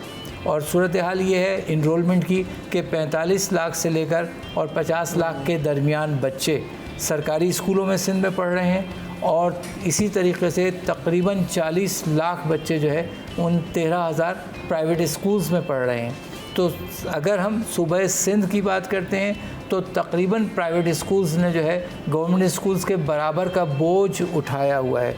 लेकिन जिस तरह आपने बात की कि कोई कोऑर्डिनेशन या लाइजन या आपस में जो है एक अंडरस्टैंडिंग का माहौल होना चाहिए, वर्किंग रिलेशनशिप होना चाहिए, तो उसका यकीनी तौर पर हमें फुकदान नज़र आता है बिटवीन द स्टेक होल्डर्स। बिल्कुल ऐसा ही है। अच्छा, इसको बढ़ाया कैसे जा सकता है, क्या क्या कॉन्ट्रीब्यूशंस हो सकते हैं एजुकेशन सेक्टर में, हम इस पर भी मज़ीद बात करेंगे, बट पहले ब्रेक लेते हैं, ब्रेक के बाद। Welcome back in city at 10। तो जनाब हम बात कर रहे हैं इंटरनेशनल लिटरेसी डे के हवाले से, और तालीम याफ्ता मुआशरा बनाने के लिए हमें क्या करने की ज़रूरत है और किस तरह के इक़दाम करने की ज़रूरत है, इस पर हम मज़ीद भी बात करेंगे। तो कमिंग टू यू असद, हम जब ये देखते हैं तो आप क्योंकि TCF को रिप्रेजेंट कर रहे हैं, और TCF जो उन इदारों में उन इलाकों तक भी पहुंचा है, उन जगहों पर काम कर रहा है, उसका कंट्रीब्यूशन उस जगह पर है। जैसे हम कहते हैं ना, कराची में तो चले प्राइवेट सेक्टर है, आप बड़े से बड़ा, महंगे से महंगा स्कूल भी है, सस्ते से सस्ता स्कूल भी है, तो दिस इज़ योर प्रायोरिटी कि कहाँ आप अपने बच्चे को भेज रहे हो और कहाँ आप पढ़ा रहे हो। लेकिन बहुत सारे ऐसे इलाके हैं जहाँ पर क्रेव कर रही है इस वक्त जो है सोसाइटी, हम अंदरूनी सिंध में जब जाते हैं और देखते हैं तो बड़ा मसला है कि वहाँ पे तो स्कूल्स ही नहीं है। तो किस तरह के मेजर्स लेने की ज़रूरत है? देखिए, इस बात का जवाब देने से पहले मैं एक बात ऐड करूँ। जिस तरह थेबो साहिबा ने कहा कि जो स्किल्स डेवलपमेंट का दौर आ रहा है, तो उस पर अगर आपको फैक्ट में बताऊं कि इस वक्त कोई 26.2 मिलियन, तकरीबन कोई 2 करोड़ 60 लाख बच्चा स्कूल से बाहर है, और जिनकी जो एज ग्रुप है वो 5 साल से लेकर 15 साल तक है। तो जब एक बच्चा 2.5 करोड़ आवाम जितनी कराची की आबादी है, कमो पेश इतना बच्चा स्कूल से बाहर है, तो वो स्किल डेवलपमेंट की तरफ क्या जाएगा? वो तो स्किल डेवलपमेंट कर ही नहीं सकता।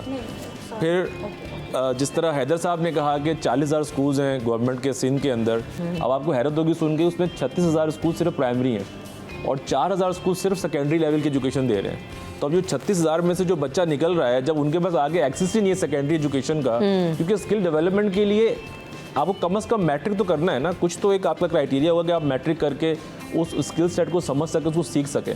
तो अगर इतना बड़ा फ्लो पीछे से आ रहा है 36,000 स्कूल्स का और आगे सेकेंडरी स्कूल ही नहीं है, सही बात है, तो फिर आप उसको कवर नहीं कर सकते। दूसरा, फिर गवर्नमेंट के सिर्फ तकरीबन 350 या 400 सेकेंडरी स्कूल है सिर्फ बच्चों के लिए, तो बच्चों की एक बहुत बड़ी तादाद है जो स्कूल नहीं जा पाती। और एक रिसर्च बताती है कि अगर स्कूल आपसे 500 मीटर के फासले पर है तो 15% ड्रॉप आउट रेशो बढ़ जाता है बच्चियों का। इसको आप 1 किलोमीटर करेंगे तो और बढ़ जाएगा। तो बहुत सारी बच्चियाँ स्कूल जाती नहीं हैं।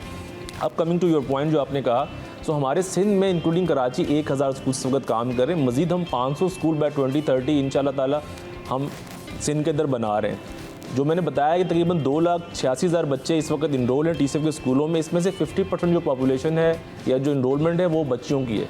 बिकॉज वी स्ट्रांगली बिलीव कि अगर आप एक बच्चे को तालीम याफ्ता कर दें तो आप पूरी नस्ल को एजुकेट कर देते हैं। बिल्कुल ऐसा ही। सो हम और भी बहुत सारी खसूसियात हैं कि जिन इलाकों में, पसमानदा इलाकों में कोई नहीं पहुंचता, वहाँ पर आपको TCF का स्कूल नजर आएगा। फिर आप कह रही हैं कराची, मैं कहता हूँ कराची में इस वक्त इतनी डिमांड है स्कूल्स की, इतनी डिमांड है, बट हम यहाँ पर स्कूल बना नहीं पा रहे क्योंकि यहाँ पर ज़मीनें ही नहीं है।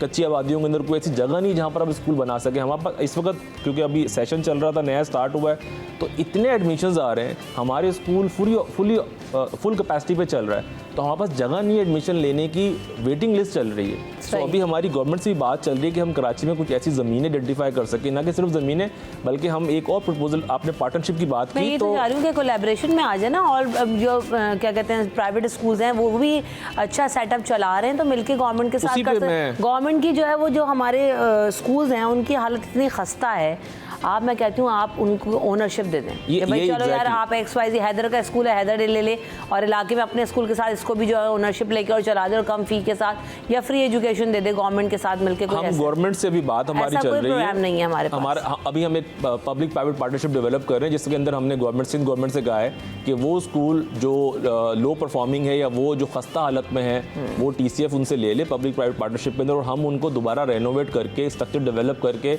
वहाँ की आपको बिल्डिंग चाहिए और उनको जो है वो सारी असिस्टेंस चाहिए, मैनेजमेंट चाहिए, वो दे दें। ना कि सिर्फ बिल्डिंग, हमने ये कहा कि जो प्राइमरी है तो हम उसकी एक्सपेंशन करके वहाँ पर सेकेंडरी भी लेकर आए, क्योंकि प्राइमरी सिर्फ तालीम नहीं है, प्राइमरी के साथ आपको सेकेंडरी तालीम देना बहुत ज़रूरी है अगर बच्चों को आगे लेके जाना है। तो इस पार्टनरशिप में भी हमारी डिस्कशन चल रहा है, इंशाल्लाह बहुत जल्द कोई इसका इस पर नतीजा आ जाएगा। अच्छा, वैसे हैदर साहब जो बात ये हो रही है, देखें अगर आप स्कूल को एज अ बिज़नेस लेंगे तो ठीक है, आप अपना स्कूल चला रहे हैं, मैं अपना स्कूल चला रही हूँ, बिज़नेस बहुत अच्छा चल रहा है, लेकिन जब हम एज अ सोसाइटी या कुछ कंट्रीब्यूशन की बात करते हैं कि हाँ भाई हमें अपने मुल्क को देना भी है वापस जहाँ से लिया है, तो मुझे ऐसा लगता है कि यार फिर हम सबको मिलके जो है ना कुछ करने की ज़रूरत है, तो ही बेहतरी आ सकती है।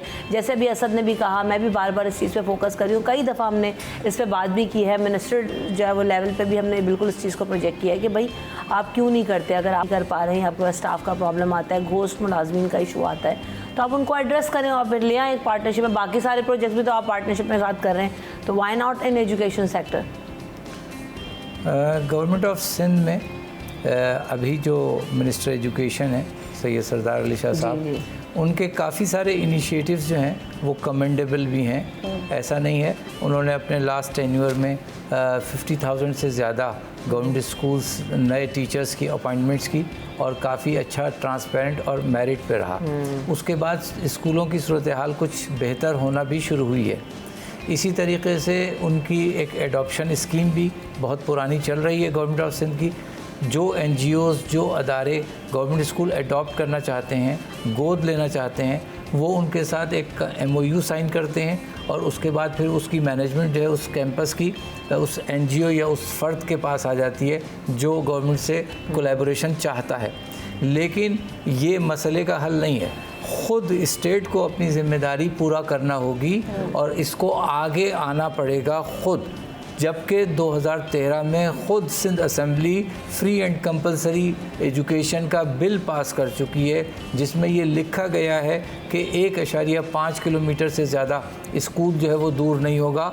तो उसके बाद फिर ये स्कूलों का, नए स्कूलों का कायम ना होना और पुराने स्कूलों की खस्ता हाली ख़त्म ना होना, या अगर 3 साल पहले फ्लड आया था, अभी तक आपके 20,000 से ज़्यादा स्कूल जो है वो ज़बू हाली का शिकार हैं या इनका इंफ्रास्ट्रक्चर ख़राब हो गया है, मुतासिर हो गया है, वो अब तक क्यों बहाल नहीं हो सका? क्या अगले किसी सीज़न में बारिश या तूफ़ान का या सैलाब का इम्कान नज़रअंदाज किया जा सकता है? तो मामला जो है वो तालीम के लिए, सिवा इसके कि हम इसे कौमी ज़िम्मेदारी समझें, इसे तालीमी एमरजेंसी वाक़यान समझें, जबकि सिंध गवर्नमेंट ने 2015 से सिंध में तालीमी एमरजेंसी भी आपकी इत्तला के लिए नाफिज की हुई है। लेकिन उस तालीमी एमरजेंसी के हमें कहीं भी कोई असरात नज़र नहीं आते, इसलिए कि विल नहीं है, इसलिए कि कोई ऐसी बहुत अच्छी दूरअंदेश प्लानिंग नहीं है जिसके बाद हम ये कह सकें कि हमें कोई मुस्तकबिल करीब में आसार नज़र आएंगे। बस तालीमी जहाँ इमरजेंसी ऐसी है कि उसको खुद भी इमरजेंसी लगाने की ज़रूरत है कि उसको तो थोड़ा स्पीड अप करा दें। मुझे तो किसी तरह का कोई मेजर लेता हुआ नज़र नहीं आ रहा। आप कुछ ऐड करना चाह रही थी असद साहब की बात में, और फिर मेरे सवाल का भी बिल्कुल। हाँ, मैं एक्चुअली ये कहना चाह रही थी, स्किलफुल जो मैंने कहा था, it is all about mind set ना। हम देखें सिस्टम की बात कर रहे हैं, पर unfortunately again I would say हम कभी भी अपनी रिस्पॉन्सिबिलिटी नहीं लेते। कैसे नहीं लेते? देखें, माशरा जो भी तरक्की करता है, it is all about mind set. Lacking हर जगह है। अगर हम किसी भी मुल्क की बात करें, 100% कोई भी सेटिस्फाइड नहीं है अपने सिस्टम से, बट उनमें सर ने जैसे कहा कि विल पावर होती है। हमारी पॉलिसीज़ हैं, इस चीज़ को हम डिनाई नहीं कर सकते। हमारे सिस्टम पे भी वर्क होता है, but somehow somewhere we lose the will, we lose the insight that what will have to do. तो it's all about mind set. अगर जैसे हम पेरेंट्स की बात करें, देखें काफ़ी जगह स्कूल्स हैं पर वो अपनी बेटियां नहीं भेजते। क्या ये गवर्नमेंट का फॉल्ट है? No, it's all about our responsibility as well. तो मैं हमेशा एक चीज़ पे ज़रूर बात करती हूँ, we should work on our mind set as well. ऐसा नहीं कि कुछ काम नहीं हो रहा, ऐसा नहीं कि कुछ हो नहीं सकता। Everything is possible if we want to do something. असल में क्या है, डायनामिक्स बहुत चेंज है। कराची और बड़े शहरों की डायनामिक्स बिल्कुल डिफरेंट है।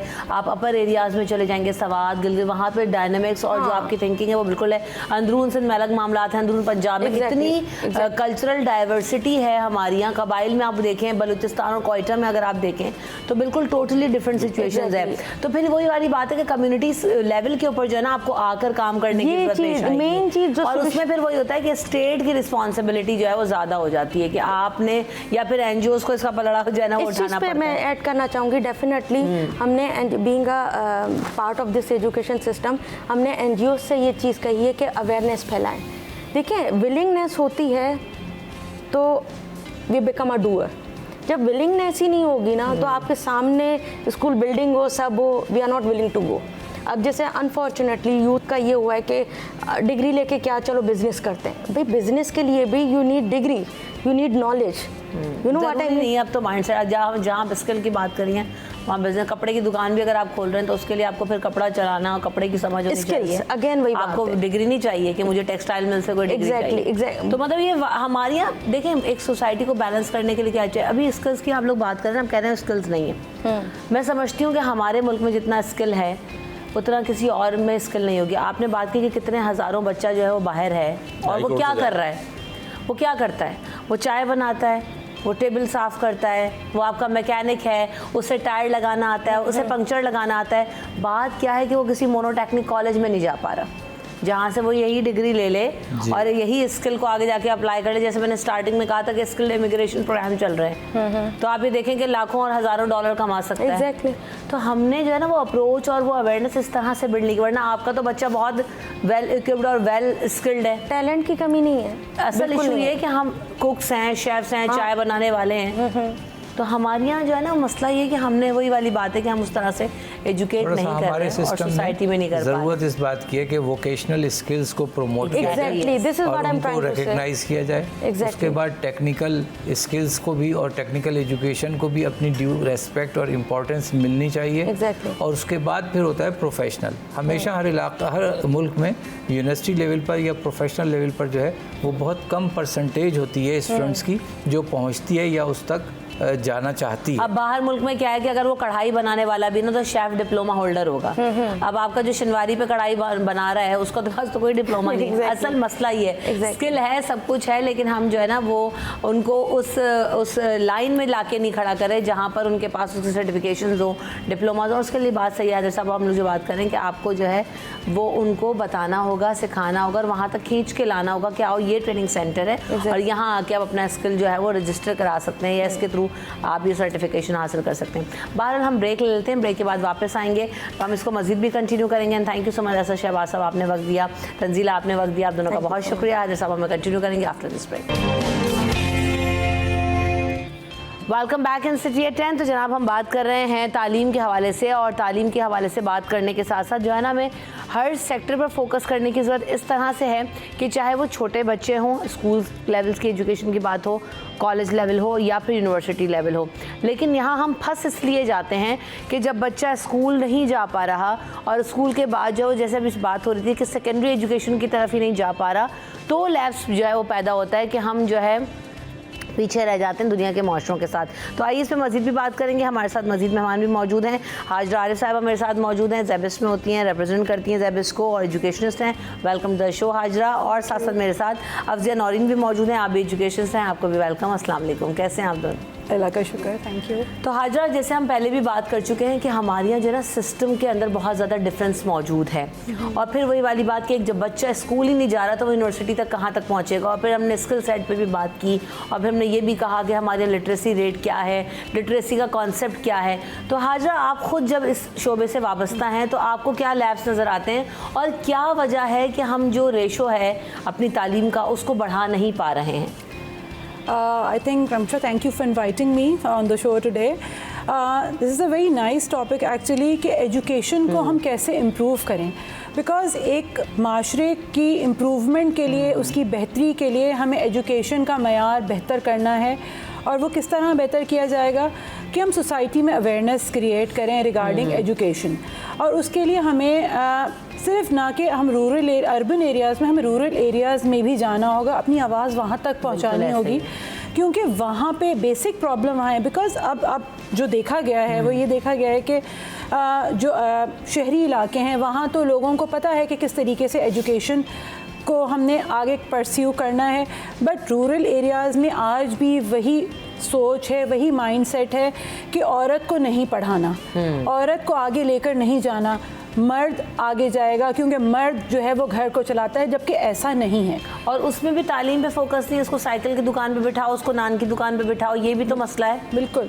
और लिटरेसी का क्या मतलब है? हम अकॉर्डिंग टू आवर सिस्टम सिर्फ जो बंदा पढ़ सकता है, कुछ अपना नाम और लिख सकता है, वो लिटरेसी का मीनिंग है। दिस इज़ नॉट एजुकेशन और लिटरेसी में बहुत डिफरेंस है।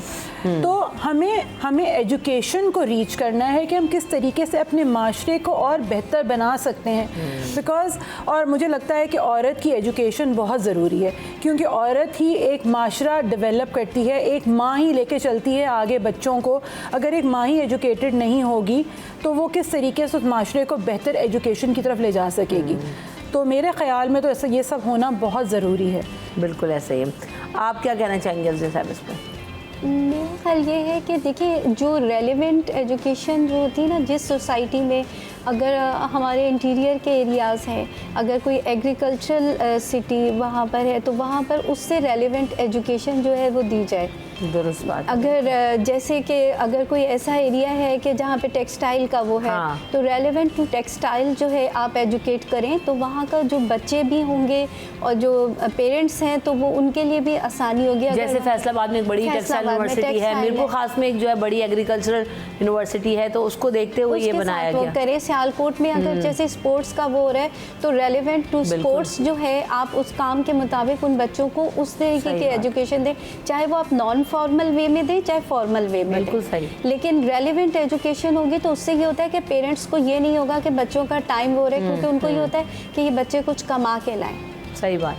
तो ये चीज़ है कि रेलेवेंट एजुकेशन जो है ना वो इम्पॉर्टेंट है, चाहे फॉर्मल वे में दें या नॉन फॉर्मल।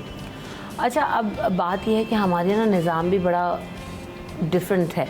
क्या हो रहा है कि एक तरफ तो जो है बहुत ही ज़्यादा, अब जैसे सिंध टेक्स्ट बुक को उठाकर देखें, कोई ऑक्सफोर्ड पढ़ा रहा है, कोई कैम्ब्रिज सिस्टम है, कोई और सिस्टम है, तो इसकी वजह से भी ना मुझे लगता है कि लोगों के लिए पढ़ाना और कोप अप करना बहुत मुश्किल हो गया, या ये सेकेंडरी चीज़ है अभी इस वक्त? हैदर साहब। मैं समझता हूँ कि ये एक किताब जो है जो भी बनती है वो national curriculum of Pakistan NCP, जिसे पिछले दौर में जो है SNC सिंगल नेशनल करिकुलम का भी नाम दिया गया, तो नेशनल करिकुलम पर डेवलप होने वाली हर किताब जो है वो काबिल तदरीस है, आप उसे पढ़ा सकते हैं। लेकिन मामला जो है वो मुअल्लिमीन का है, टीचर्स का है कि वो कैसे डिलीवर करते हैं और उसके लर्निंग आउटकम्स को कितना ज़्यादा एड्रेस करते हैं, फोकस करते हैं।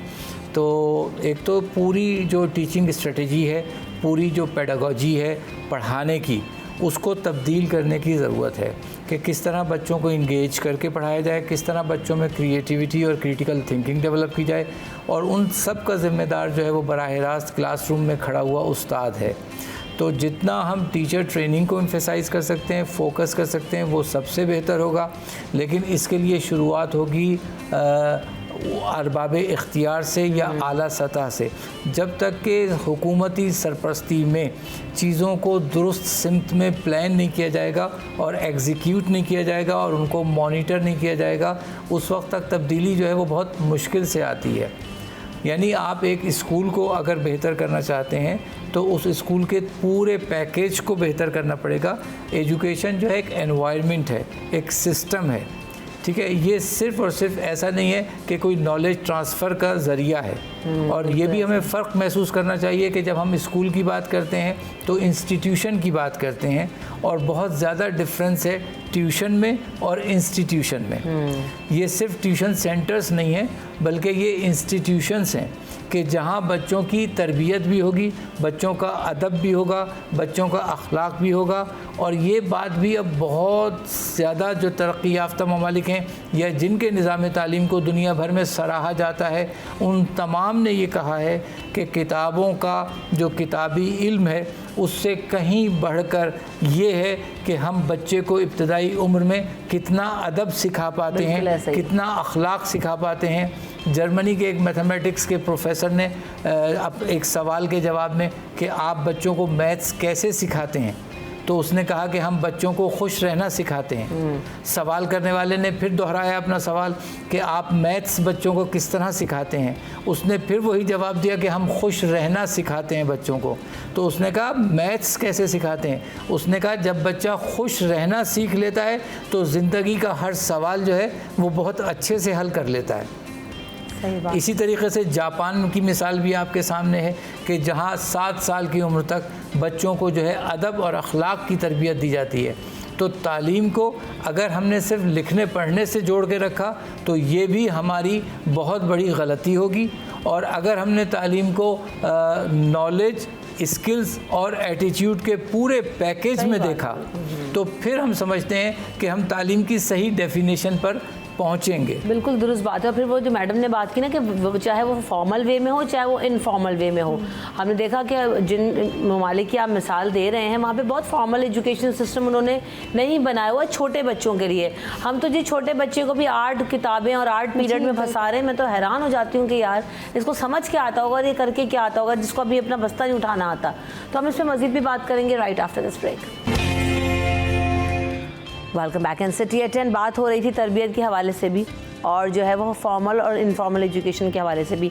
मुझे ऐसा लगता है कि फॉर्मल एजुकेशन तो हम बहुत कुछ दे रहे हैं, लेकिन जो अभी हैदर साहब ने बात की और अभी आपने भी कुछ देर पहले साहिबा बात की थी, इस पर फोकस होना बहुत ज़रूरी था। क्योंकि अगर हम बैक इन पिछले 2 डिकेड्स को अगर छोड़ दें और अपने अम्मा अब्बा के पढ़े होने की मिसाल देखें तो उन्होंने पीले स्कूलों से पढ़ा, गवर्नमेंट स्कूलों से पढ़ा।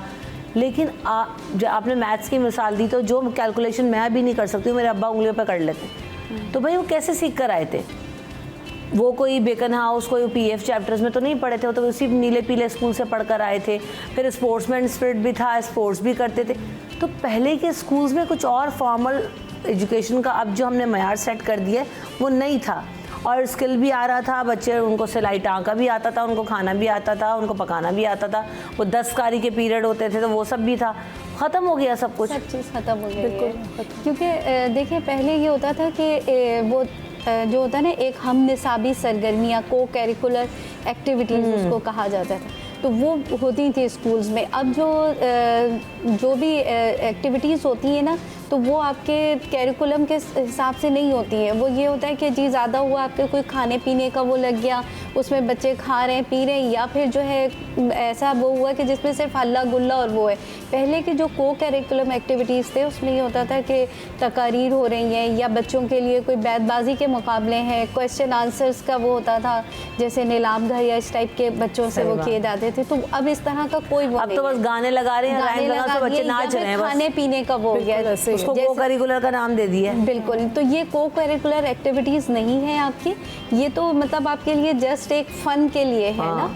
तो वो बच्चे के लिए ना उसमें कोई वो समझते हैं कि बस यही एजुकेशन है, स्कूल में जाना है, इस तरीके से करना है, या फिर पेरेंट्स के ऊपर बर्डनाइज किया जाता है कि जी वो बच्चों को आप ऐसे वो बना के भेज दीजिए, ऐसे कपड़े पहनाने, ऐसा वो करना है, आपने फैंसी ड्रेस शो में हम ड्रेस शो हो रहा है, तो पेरेंट्स को उसमें जेरबार किया जाता है। पहले हर स्कूल के अंदर ये होता था कि वीक के एंड ऑफ द वीक जो होता था एक वो होता था बस में अदब हो रहा है, उसमें सब चीज़ सिखाई जाती थी। अब ऐसा कोई भी आपको किसी भी स्कूल में नहीं ऐसा वो मिलेगा। बिल्कुल ऐसा ही है। तो जैसे हाजरा भी हम यही सब बात कर रहे हैं, एजुकेशन के मॉड्यूल्स को हमें चेंज करने की ज़रूरत है।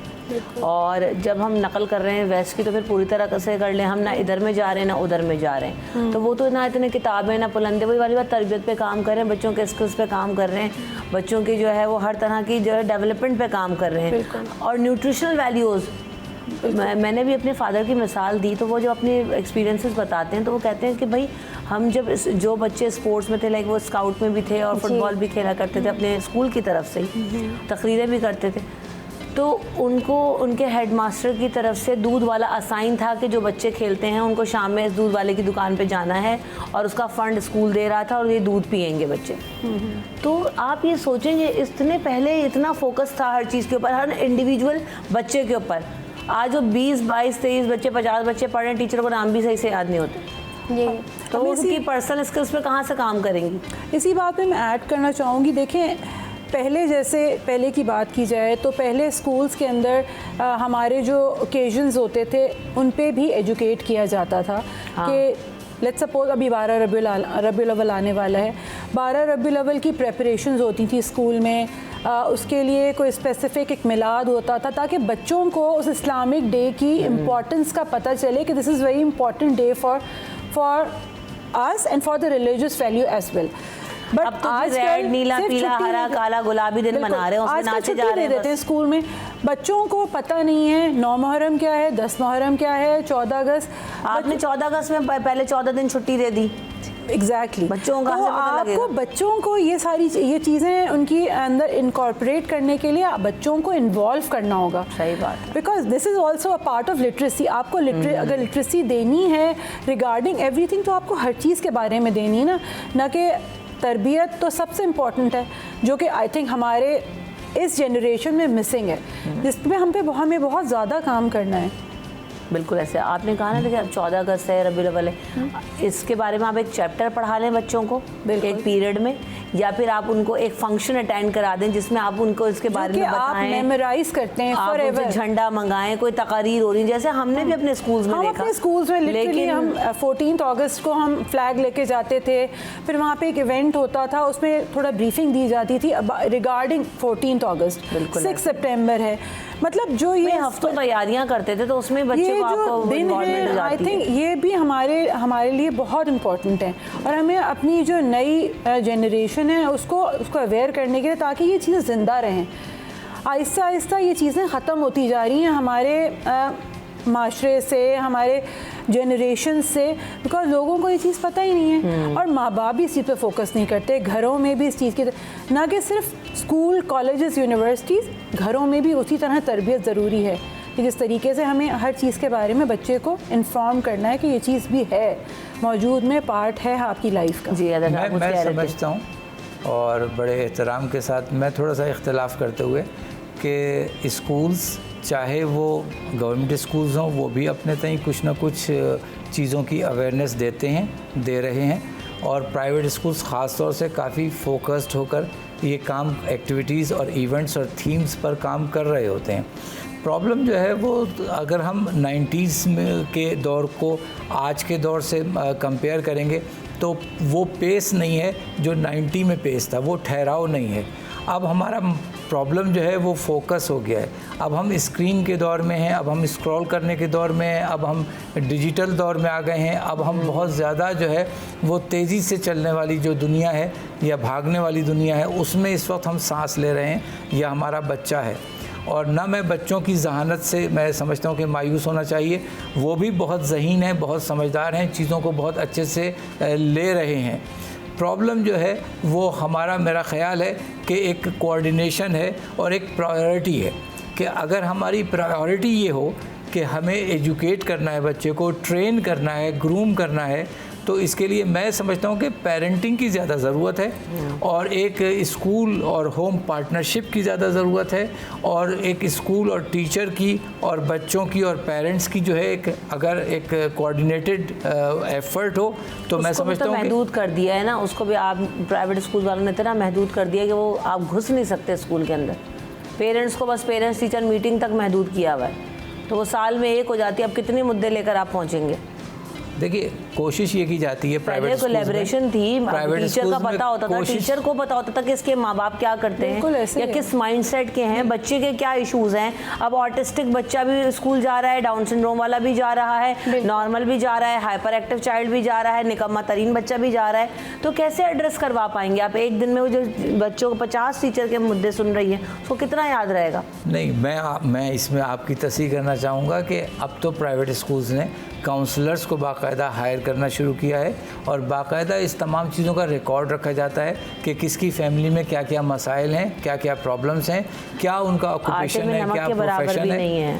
यकीनी तौर पर। और जहाँ तक आपने कहा कि प्राइवेट स्कूल्स जो है वो इजाज़त नहीं देते वालिदैन को क्लास तक या टीचर्स तक रसाई नहीं देते, तो चीज़ें कुछ डिसिप्लिन की का तकाजा करती हैं और मेंटेन करने के लिए चीज़ों को एक शेड्यूल किया जाता है कि जिसमें वालिदैन टीचर्स से भी मिल सकते हैं, मैनेजमेंट से भी मिल सकते हैं। आप ना दें, आप भी काउंसलर हैं। बिल्कुल। तो आपने कोई बंदा, आप खुद असाइंड है ना उस टास्क को करने के लिए, तो क्यों नहीं असाइन कर देते कि भाई ये कोऑर्डिनेटर भी रखें व्हाट्सएप ग्रुप चलाने के लिए? तो मसला ये ना कि आप वो रिलेशनशिप में बिल्ड नहीं कर, आप चाहते हो कि जी पेरेंट्स का और स्कूल्स का कोलैबोरेशन हो, तरबियत में भी काम करें और सब कुछ। आपने खुद तो किसी को असाइन किया हुआ नहीं है। नहीं, ऐसा नहीं है। काउंसलिंग हो रही है स्कूल्स में, यूनिवर्सिटीज़ में, कॉलेजेस के अंदर, बट वो बात है कि हर जगह नहीं हो रही है। कुछ जो इंस्टीट्यूशंस हैं, जो अच्छे इंस्टीट्यूशंस हैं, जिनका बहुत अच्छा नाम है मार्केट में, ऑब्वियसली लोग चाहते हैं कि हमारा हर बंदा चाहता है कि हमारा बच्चा उधर चला जाए, वहाँ पे हैं ये सब फैसिलिटीज़। मगर हमने तो ये देखना है कि हमें ओवरऑल हमारे जो माशरे के, हमारा ओवरऑल किस तरीके से हम चेंज कर सकते हैं। तो सिर्फ 2-4 इंस्टीट्यूशंस को हम नहीं देख सकते। वो पूरी मसला जो है वो नहीं कर सकते, थोड़े से इंस्टीट्यूशन। और I think as a individual हमें हर बंदे को ओन करना पड़ेगा कि हम अगर इस माशरे का पार्ट हैं, सिर्फ हम नहीं, हमारे बच्चे भी, हमें उन्हें भी सिखाना है कि अगर आप इस माशरे का पार्ट हैं तो हम इक्वली उस चीज़ को लेकर चलेंगे। जब तक हमारे अंदर ये चीज़ पैदा नहीं होगी, हम अपने माशरे को दुरुस्त नहीं कर सकते। जी, कुछ कह रही थी आपसे? मैं ये कह रही थी कि देखिए, टीचर्स, पेरेंट्स और बच्चा, ये 3 चीज़ें जो है ना, ये एक मुसल्लस होती है। इन तीनों में से अगर एक चीज़ भी वो होती है ना, तो आपका वो ख़राब हो जाएगा, डाया जो है पूरा।